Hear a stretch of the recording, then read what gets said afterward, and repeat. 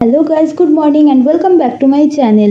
তো আর এই যে তুলসী গাছগুলো দেখছো, এগুলোই নাকি রাতের বেলা গোপী হয়ে যায়, গোপী হয়ে রাধা রানীর সঙ্গে রাসলীলা করে।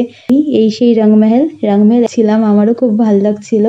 সবাই এক্সাইটেড ছিল যে কখন জায়গাটা যে দেখতে পাচ্ছি ওটাই বিশাল ভাগ্যের ব্যাপার। তো এখন সবাই ওয়েট করছে যে কখন গেটটা খুলবে, কখন নিধিবনের ভিতরে ঢুকবো আর দেখবো। Hello guys, good morning and welcome back to my channel. তো গাইস, এখন বাজে ভোর 4টে, আর 4টের সময় আমরা বেরোচ্ছি কোথায় বলো তো? নিধিবনে। হ্যাঁ, সেই ফেমাস নিধিবনে। তো আমি তো রেডি টেডি হইনি, কালকে যে ড্রেসটা পরে ঘুমিয়ে পড়েছিলাম ওই ড্রেসটা পরেই উঠে চলে এসেছি, মেকআপ টেকআপ কিচ্ছু করিনি, কারণ আমার নিধিবন দেখার খুব ইচ্ছে ছিল তাই। তো বাড়ির বেশি লোকজন যায়নি, বড় মেসো, আমি, বাবা, মা আর হচ্ছে গুড্ডি গিয়েছিলাম। আর বাকিরা সবাই ঘুমোচ্ছিল, আর ওদেরকে ডিস্টার্বও করিনি, কারণ সারাদিনে অনেক জার্নি হয়েছে, তো তার জন্য ওদেরকে আর ডিস্টার্ব করলাম না। আমাদের যেহেতু যাওয়ার খুব ইচ্ছে ছিল, কারণ নিধিবনটা দেখার খুব ইচ্ছে, তার জন্য আমরা সকাল সকাল রেডি হয়ে বেরিয়ে পড়েছিলাম। তো এই যে রাস্তাটা দেখো একদম ফাঁকা। তো আমরা এখন নিধিবনের একদম সামনে এন্ট্রি গেটে চলে এসেছি। তো এই দেখো এখানে অনেক লোকজন দাঁড়ানো, বাবা আস্তে আস্তে যাচ্ছে কারণ বাবার পায়ে ব্যথা ছিল তার জন্য। তো এখানে অনেক লোকজন দাঁড়ানো, কারণ গেট এখনো খোলা হয়নি। এই 5টার দিকে হয়তো গেট খুলবে, তো এখন বাজে 4:30। তো এখন সবাই ওয়েট করছে যে কখন গেটটা খুলবে, কখন নিধিবনের ভিতরে ঢুকবো আর দেখবো। কারণ এখানের যা কাহিনী আমি শুনেছি, মানে ওটা যদি চোখে না দেখি মানে কি দেখলাম তাহলে। তো তার জন্য এখন ওয়েট করে দেখছি। আর ওখানে যারা যারা দাঁড়িয়ে আছে তারা না ভীষণ সুন্দরভাবে গান করছিল, হরে কৃষ্ণ হরে রাম।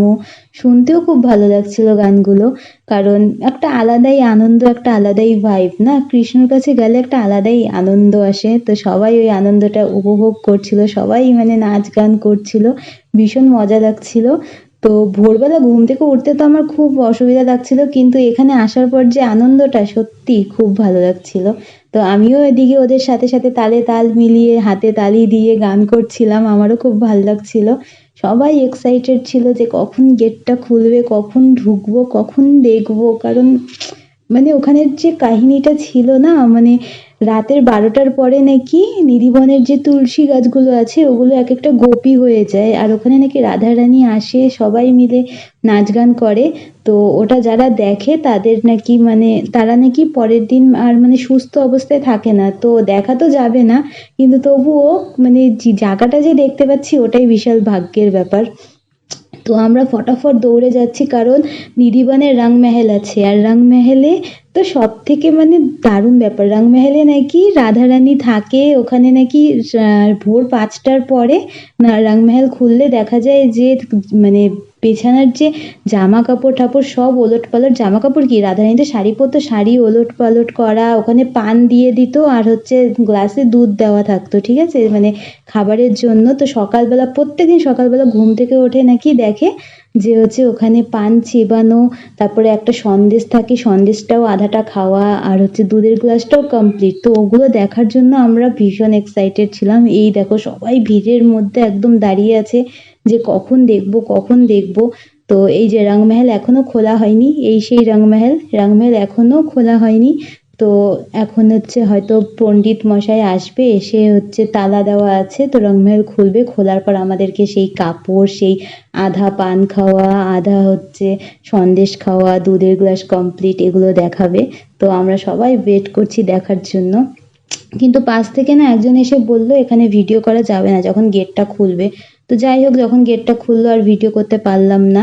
তো তারপরে ভোর অলরেডি হয়ে গিয়েছিল, ভোর কি সকাল হয়ে গিয়েছিল দেখতেই পাচ্ছ। আর এই যে তুলসী গাছগুলো দেখছো এগুলোই নাকি রাতের বেলা গোপী হয়ে যায়, গোপী হয়ে রাধা রানীর সঙ্গে রাসলীলা করে। ভাবতে পারছো মানে কি বলবো, আর আমি এগুলো নিজের চোখে দেখছি তো আমার খুব ভালো লাগছে, কারণ এতদিন আমি শুধু এগুলো ইউটিউবেই শুনে এসেছি, সামনে থেকে দেখিনি। তো আজকে যে আমি সামনে থেকে দেখতে পাচ্ছি আমার যে এত ভাল লাগছে না কি বলবো। তো যাই হোক, রংমহল নিধিবন পার করে এখানে একটা মন্দির আছে, তো সবাই এই মন্দিরে এসে দাঁড়িয়ে হচ্ছে প্রণাম টনাম করছিল। আমিও প্রণাম টনাম করলাম, করে বাইরে বেরিয়ে বেরিয়ে হচ্ছে রংমহল থেকে আমাদেরকে না চুড়ি আর হচ্ছে কি বলে ওটাকে টিপের পাত্তা দিয়েছিল, আর আমি না সাথে এই যে নিধিবনের যে মাটিটা ছিল ওটাও একটু নিয়ে নিয়েছিলাম প্যাকেটে। তো এই বেরিয়ে আমরা এখন হচ্ছে যাচ্ছি, গিয়ে ঠিয়ে আমরা এই দেখো হোটেলে ঢুকে গেছি। তো এখন বাজে ভোর 6টা। তো গাইস জানোই ভোর 4টার সময় ঘুম থেকে উঠেছিলাম নিরিবন দেখার জন্য। তো এখন আর পারছি না, এখন আমাকে ঘুমোতেই হবে, ভীষণ ঘুম পাচ্ছে কারণ আরেকটু পরে আবার রেডি হয়ে বেরোতে হবে। তো গাইস আজকের এই ব্লগটা এতটুকুই, আজকের না এখনের এই ব্লগটা এতটুকুই, আবার দেখা হচ্ছে তোমাদের সাথে একটু পরে নেক্সট ব্লগে, ঠিক আছে? সো টাটা বাবাই, গুড নাইট বলবো না, গুড মর্নিং, গুড নাইট।